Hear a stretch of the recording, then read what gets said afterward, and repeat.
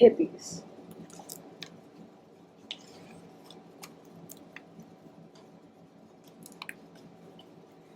By the time I was 7, my mom and I moved 13 times. We rented spaces informally, staying in a friend's furnished bedroom here, a temporary sublet there.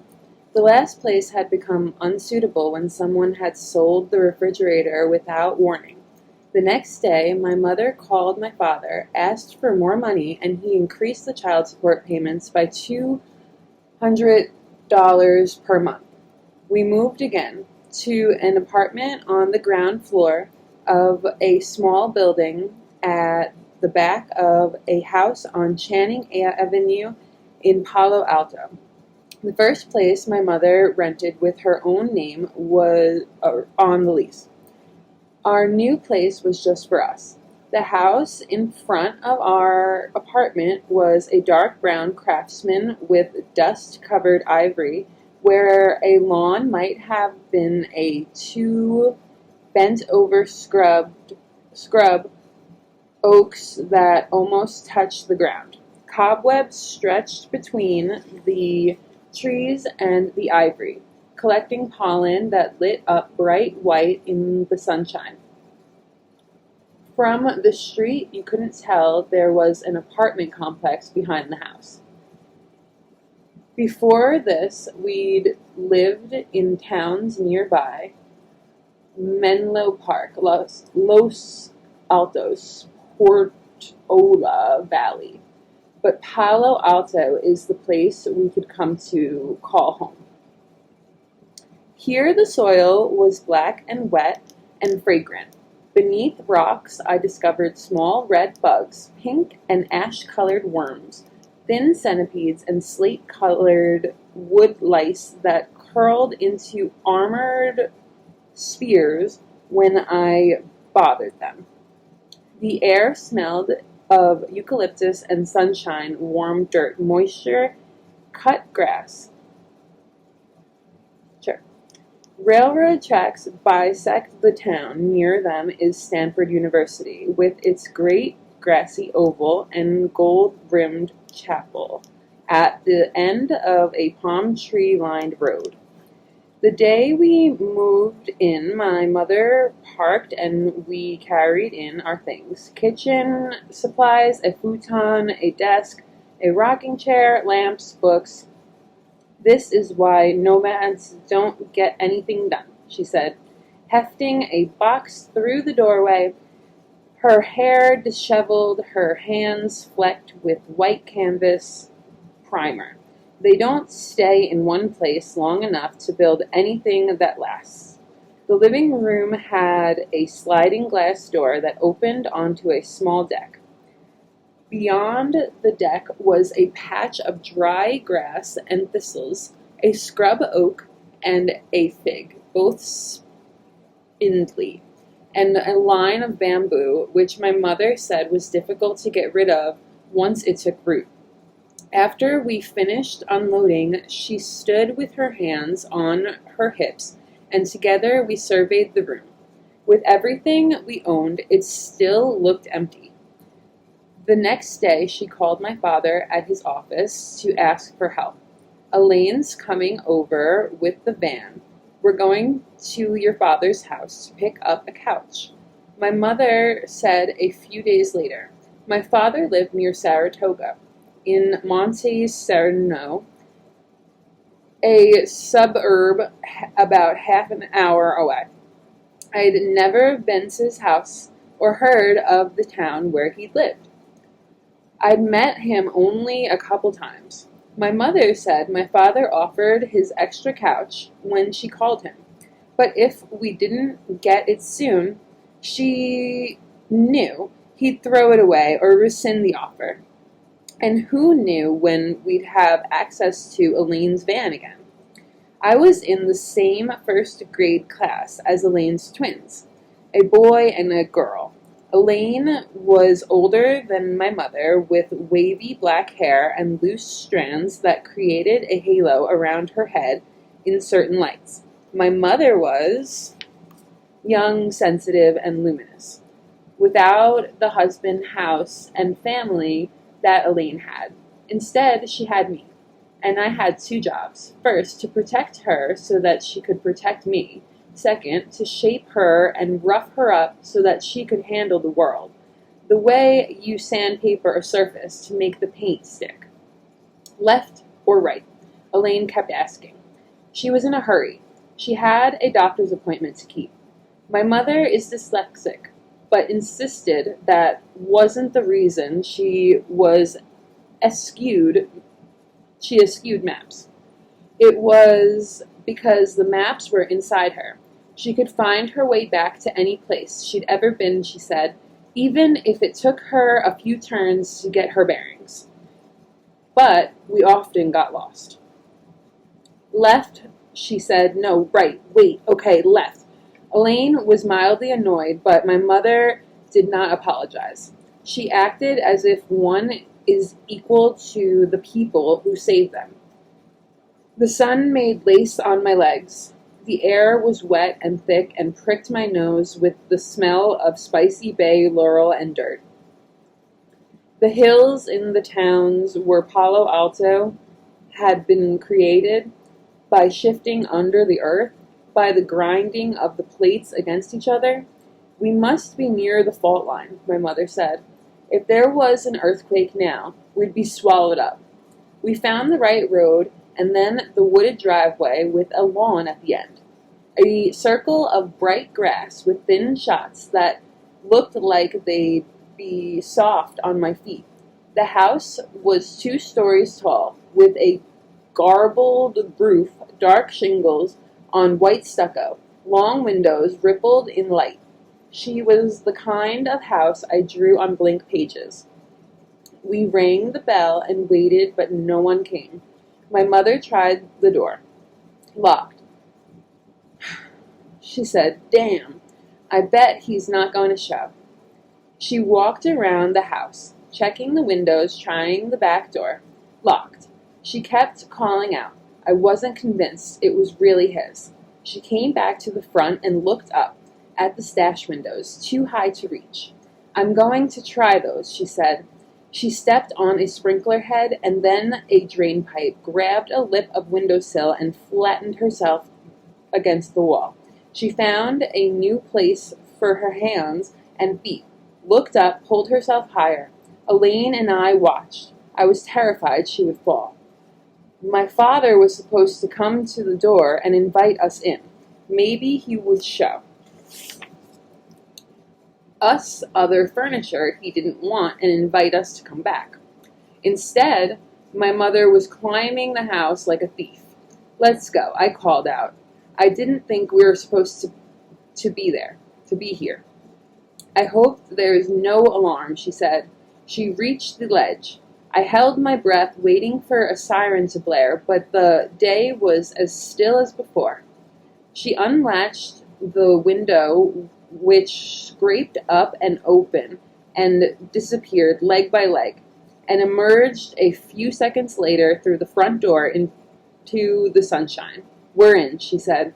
I looked through the door. Light reflected on wood floors, high ceilings, cool vacant spaces.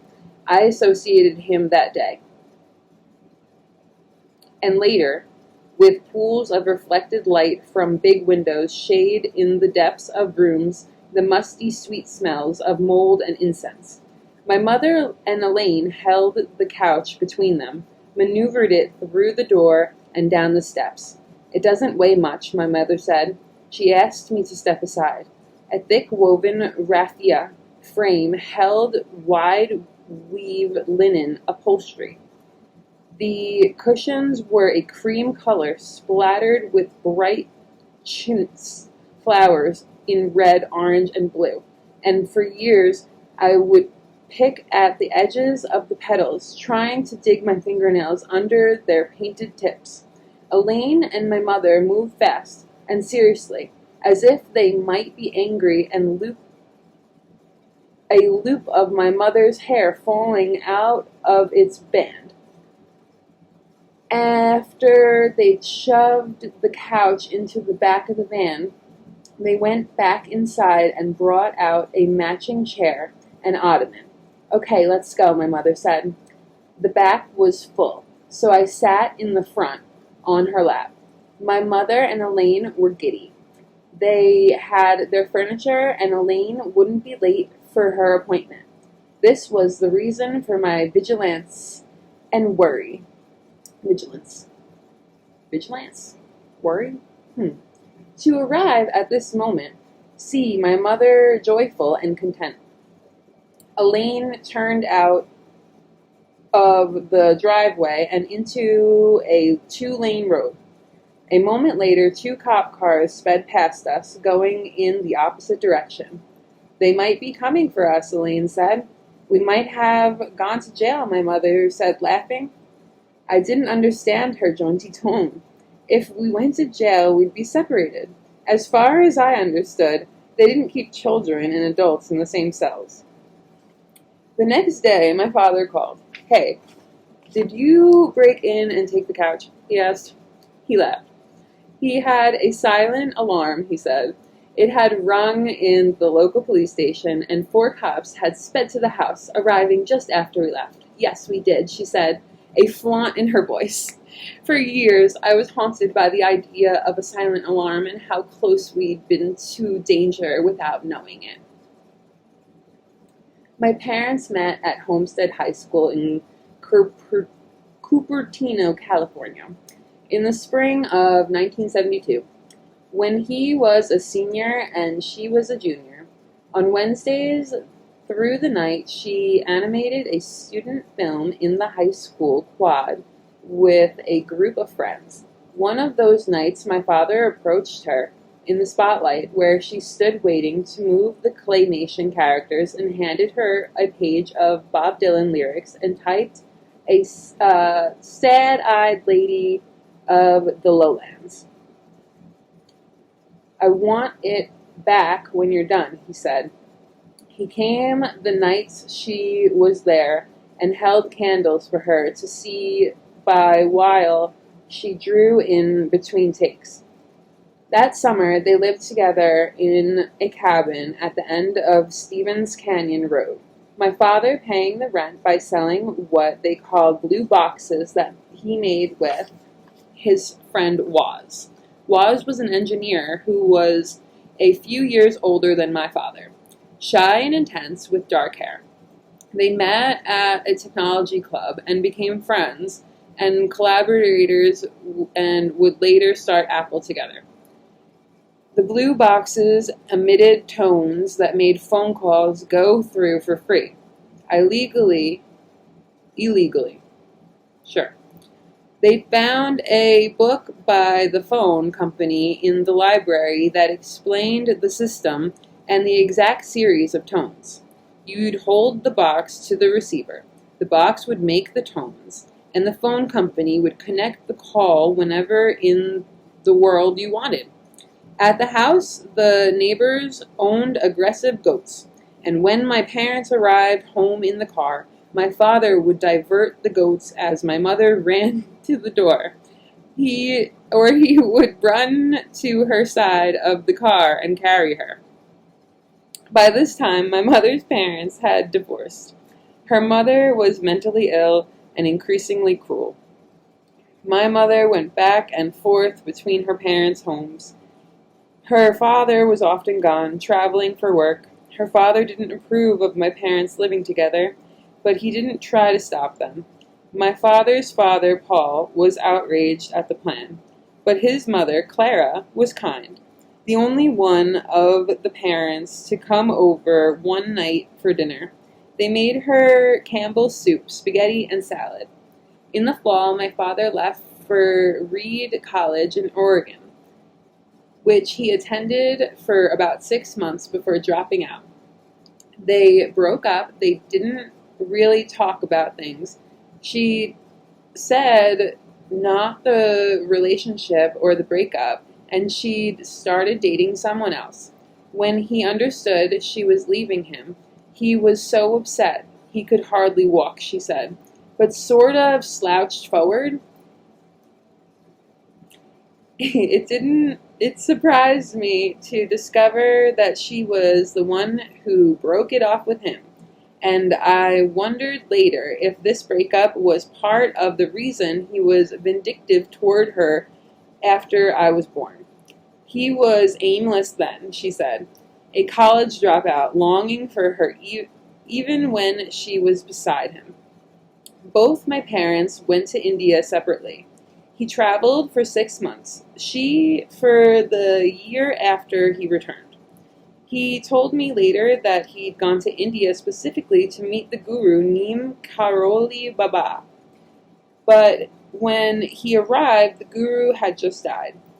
The ashram where the guru lived had let my father stay for a few days, putting him up in a white room with nothing in it but a bed on the floor and a copy of a book called Autobiography of a Yogi. 2 years later, when the company my father started with Apple, was just beginning, my parents were a couple again, living in a dark brown ranch-style house in Cupertino, together with a man named Daniel, who, along with my parents, also worked at Apple. My mother worked in the packaging department. She had recently decided to save up and leave suburbia and leave my father, who was moody, and to get a job at the Good Earth in Palo Alto, a health food restaurant on the corner of University Avenue and Emerson Street. She had an IUD inserted, but it was expelled without her knowledge, as they are in rare cases soon after insertion, and she discovered she was pregnant. She told my father the next day, when they were standing in the middle of a room off the kitchen. There was no furniture, just a rug. When she told him, he looked furious, clenched his jaw, and then ran out the front door and slammed it behind him. He drove off. She thought he must have gone to talk with an attorney who told him not to talk to her because after that he wouldn't say a word. She quit her job in the packaging department at Apple, too embarrassed to be pregnant with my father's child and also working at his company, and went to stay at a different friend's house. She went on welfare. She had no car, no income. She thought of having an abortion, but decided not to after a recurring dream of a blowtorch between her legs.